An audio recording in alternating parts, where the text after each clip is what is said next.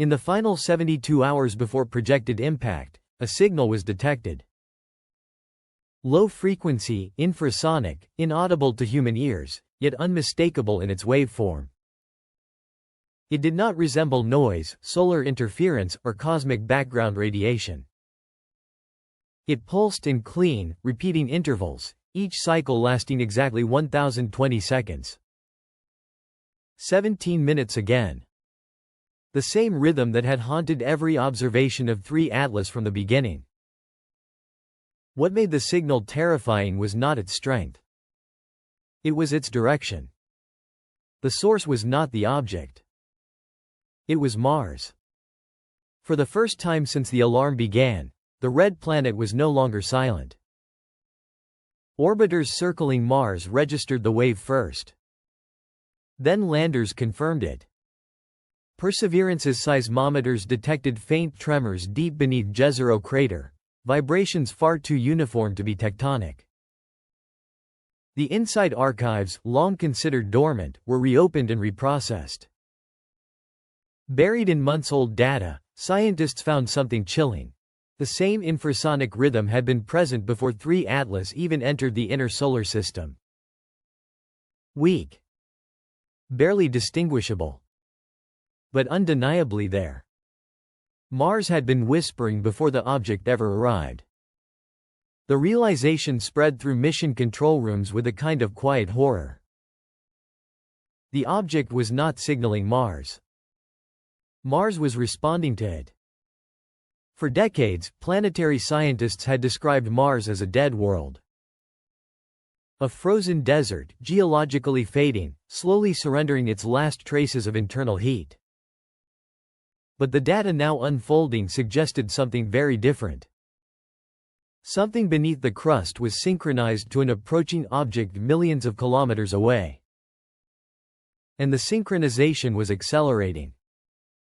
As the hours ticked down, Mars' atmosphere began behaving strangely.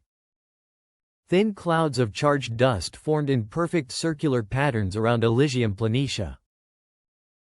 Static discharges danced across the horizon in faint blue arcs, like silent lightning storms spreading across the plains. Instruments detected an increase in ionization, as though the atmosphere itself were becoming electrically excited. Then came the moment no one expected. The shadow trailing 3 Atlas changed position. For months it had followed at a fixed distance, an invisible companion that refused to interact with gravity or sunlight. But now, just days before closest approach, the distance shrank. Slowly. Deliberately. The separation decreased from 0.070 to 0.05. Then to 0.03. Something was closing the gap. And for the first time, faint distortions appeared in the darkness behind the object. Not light. Not heat. Distortions.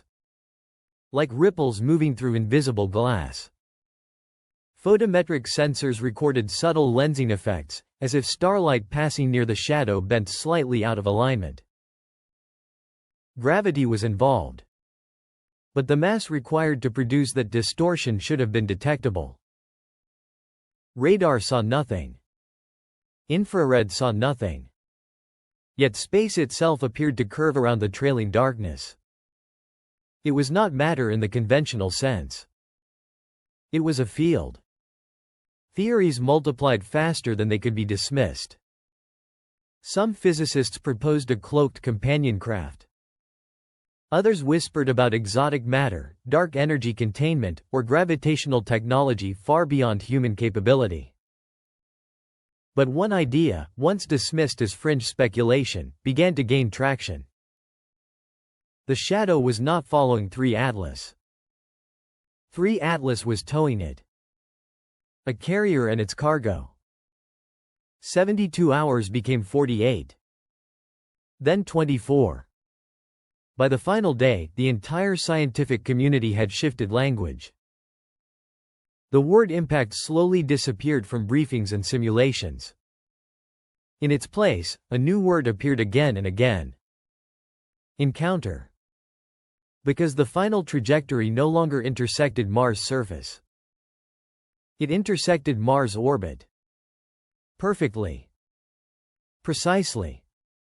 The object would not strike the planet head-on. It would pass directly through the orbital plane at a distance so small that Mars and the object would effectively share the same space for several minutes.